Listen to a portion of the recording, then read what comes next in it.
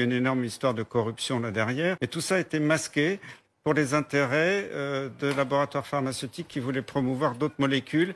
Et malheureusement, beaucoup de mes collègues ont touché beaucoup d'argent de ces laboratoires. Ça me désole, ces collègues, c'était des amis. J'ai du mal à comprendre tout ça. Mais c'est la réalité. Et moi, je suis désolé, je ne peux pas accepter ça.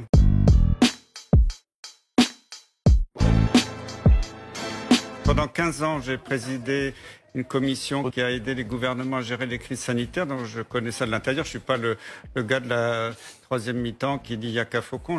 Dès le début, d'ailleurs, j'ai jamais changé de message.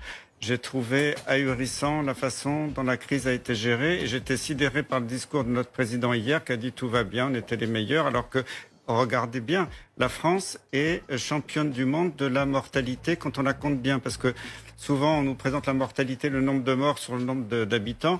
Quand on regarde la mortalité qu'on appelle la létalité dans le jargon scientifique, et le nombre de morts sur le nombre de cas, la France est la dernière du monde.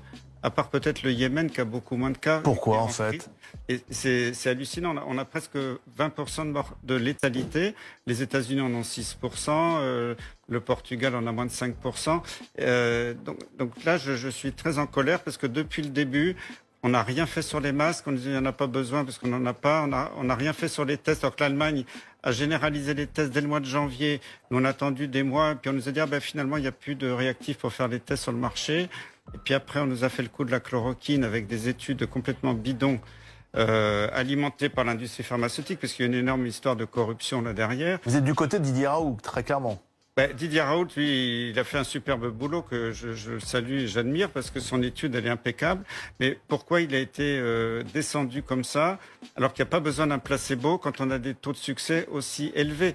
Vous savez que l'OMS a écrit des rapports il y a longtemps. Quand est-ce qu'il est éthique d'utiliser un placebo? C'est pas moi qui l'invente. Si un traitement marche très très bien, il n'y a aucun besoin d'un placebo. Le placebo a été inventé pour des traitements qui marchent pas très bien. Le placebo, ça marche à 20%, quelquefois 30%. Donc si un traitement marche à moitié, bon, on a besoin d'un placebo. Là, à partir du moment où il y avait ce traitement, les données de la Chine, puis les données de Raoult, c'était complètement immoral de continuer à promouvoir des études contre placebo. Vous pointez du doigt certains membres du conseil scientifique. C'est pas moi, c'est public. Il suffit d'aller sur les sites officiels de combien ont touché les gens de la part de gros laboratoires pharmaceutiques. D'ailleurs, il y a une publication récente qui vient de Didier Raoult, mais qui est assez féroce, mais qui montre qu'il y a une corrélation statistique parfaite entre le nombre de milliers d'euros qu'ont touché certains experts et leur positionnement sur la chloroquine. Donc tout ça, c'est public, c'est pas moi qui le dis.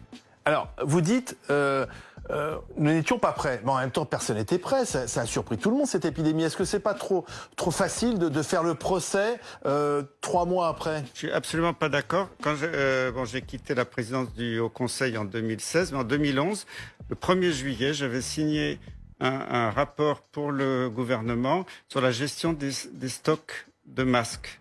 C'était après la pandémie grippale. Et ce rapport, quand je le relis maintenant, ces recommandations, s'ils les avaient suivies, il n'y aurait pas eu de souci déjà sur les masques. C'est pour ça que vous n'êtes pas tendre avec le professeur Salomon, puisque le professeur Salomon a conseillé Marisol Touraine, la ministre de la Santé du gouvernement précédent, du quinquennat Hollande, et qu'aujourd'hui il est aux manettes en tant que patron de la santé en France. Le professeur Salomon, pourtant, on l'a suivi chaque soir avec son point presse. Il présentait l'avancée des conséquences du virus. Que lui reprochez-vous en fait? En plus, Jérôme Salomon, c'était mon élève, je l'ai connu interne, je l'ai nommé professeur, il était dans mon service et j'ai eu beaucoup Jérôme, qui est un bon médecin, très méticuleux. Moi, je pensais qu'il allait gérer ça très bien. C'est par la presse et les médias que j'ai appris que c'est lui qui avait participé à la suppression du stock de masques. Je l'ignorais totalement. Et quand Agnès Buzyn a annoncé dans le journal Le Monde qu'elle avait alerté Jérôme Salomon le 20 décembre en disant qu'il y aura une crise grave et qu'il ne s'est rien passé pendant tout le mois de janvier, pas de commande de masques, pas de commande de tests, alors que l'Allemagne a généralisé les tests. Ils ont dit à tous les laboratoires en Allemagne, faites des tests dès le 15 janvier. Donc en fait, on a perdu du temps. Et alors là, vous êtes particulièrement sévère avec Agnès Buzyn, qui était au départ de l'épidémie ministre de la Santé. Vous dites qu'elle ment, parce qu'elle ne peut pas dire à la fois, elle l'a dit publiquement, le risque d'importation depuis Wuhan de ce virus est quasi nul, ça elle l'a dit, et puis ensuite dire, quand j'ai quitté le ministère, j'étais en pleurs parce que je voyais la vague de tsunami qui était devant nous. C'est ça qui est terrible. Moi, je pense qu'il y a eu beaucoup de mensonges mensonge d'État. Ça me désole. Mais c'est la première fois de ma vie que j'ai honte pour notre pays. J'ai jamais ressenti ça. Je pense qu'on Des mensonges d'État. Ah oui, bien mais sûr. Quel était l'intérêt de mentir à ce moment-là? Ça, les commissions parlementaires, tout ça pourront le dire. Mais je pense Elle commence demain. Alors, il y a le professeur Salomon, demain, est entendu par la commission d'enquête parlementaire. Les Français ont tout ce que je dis aujourd'hui, tout haut, que j'écris dans mon livre, les Français découvriront dans mon livre des choses qui leur ont été cachées.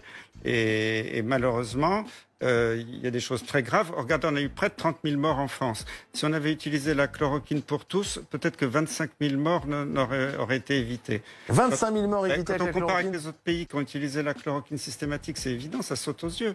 Mais tout ça a été masqué pour les intérêts de laboratoires pharmaceutiques qui voulaient promouvoir d'autres molécules.